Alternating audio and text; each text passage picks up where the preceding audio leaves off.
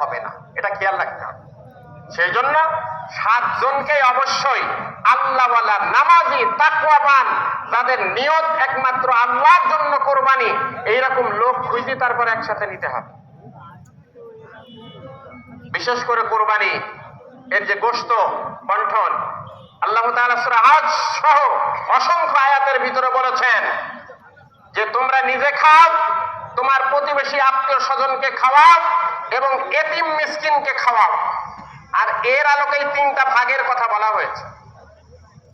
কাজেই যারা বলে যে একাই খেয়ে ফেলা যায়, 3 ভাগ করার কোনো দরকার নাই, এগুলি সঠিক নয়, কোনো মাসলা খাটবে না। যেখানে আল্লাহ তাআলা বলেছেন তুমি খাও, যে চাই তাকে দাও, যে চাই না তাকেও দাও।